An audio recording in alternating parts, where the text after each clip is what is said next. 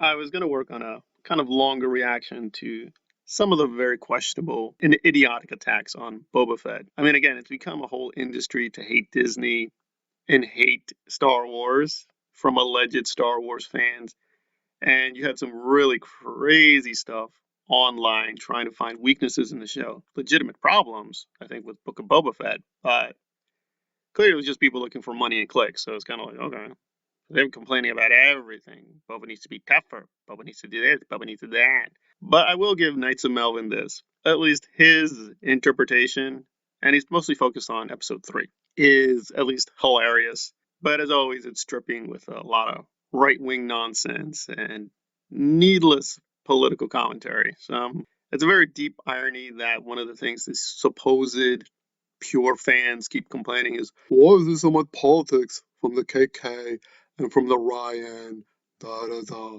But I will give Melvin this because I've been accused of using the fascist word too much. He's not a fascist, so he's not the other guy. He's not overlord. I would place Melvin more as a kind of right wing authoritarian, so he's more moderate. So we're going to hear him complaining, gets to the store, and my first impression is, what is this, Star Wars Antifa? You have a group of stupid kids, no jobs, thinks looting is acceptable behavior. There's probably jobs available, but surely they're just anti-capitalists that are too lazy to get a job. They're supposed to come off as poor, yet where did they get the money for their cybernetic upgrades as well as their motorcycles? They probably stole it, and instead of using that to get ahead in normal society, they selfishly splurged on frivolous things such as their cybernetics. This is also common with Antifa, dumb, lazy, entitled socialists with wealthy parents. Even though they appear to be a Star Wars Antifa, they actually revealed themselves to be the Star Wars Power Rangers.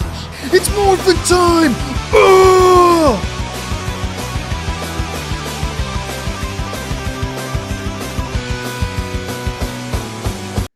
Well, I agree. Actually, there are some issues with this gang of cyborgs. It's all very confusing.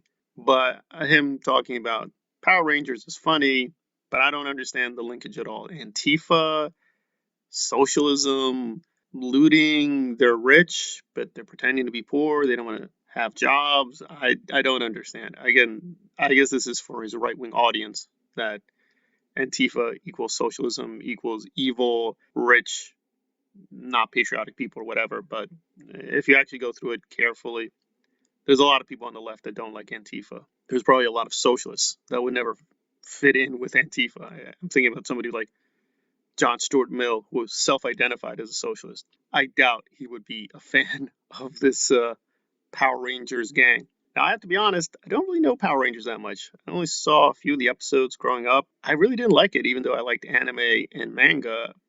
I just never caught on to the whole Power Rangers thing. Everyone around me was into it for a while. I really didn't care. But I will say that the villain they had after season 1, I really liked him. I liked his design. But beyond that, I really didn't get into the show. Is it as bad as Power Rangers? No, but you do have to ask some world building questions more seriously. Them, quote, being poor and needing to loot is not too bad. Again, Tatooine is a poor place. So I don't know what Melvin says. There's all these jobs available. Well, it depends. Maybe not. But again, Tatooine is a trading place, right? It's supposed to be outside the Republic and technically the Empire, but we know the Hutts ran it. If this is somewhere that they do trading, I could believe they somehow stole the parts for their cybernetic implants or whatever. But why are they here? Are they native to Tatooine? Did they recently show up? Did the Hutts sanction them? It's a whole lot of questions. And it just seems that the sequences there were for Flash and plot contrivance in order for him surviving the Wookiee attack would be credible. And I agree, like, yeah, Bobo defeating a Wookiee would have been a little bit too silly. So him needing help, that made sense. But I'm still, yeah, puzzled as to what exactly they represent. It did feel just like plot contrivance. Does it destroy the world building? No, but you do have to ask a lot of questions. Apparently, water is a major concern. I'm sure it is. It didn't seem to be that major of an issue in episode 1 or episode 2. I mean, we see people being served drinks. So I'm sure it's scarce, but is it super scarce? If so, why? Did something happen to create a water crisis? Were the Hutts behind that? Is this natural? So again, good stuff in Book of Boba Fett. So again, Boba Fett has some good stuff. Again, we're getting more details on the Tusken Raiders, even though I don't care about that. It's fine. Other people are big fans of the Tuskens. It's good for them. But yeah, this was a funny little commentary. But again, there's much more interesting world building questions. Are they going to answer them? I don't know. It does feel like it's mixing deep stuff with superficial stuff and Book of Boba Fett. So again, a funny little commentary though. I'm not quite getting the joke. Power Rangers. Yeah, the gang felt a little out of place. What exactly they're up to?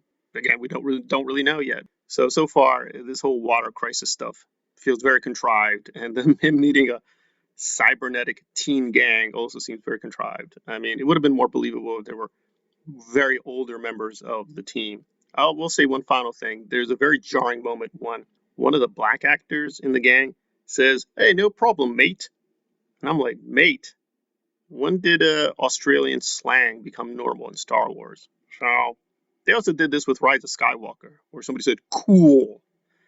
Now, again, to be fair, Harrison Ford also messed up in a few places, but still, you don't want to do that too much. Yeah, some jarring moments didn't really feel correct for the Star Wars universe. But Antifa, I don't know about that.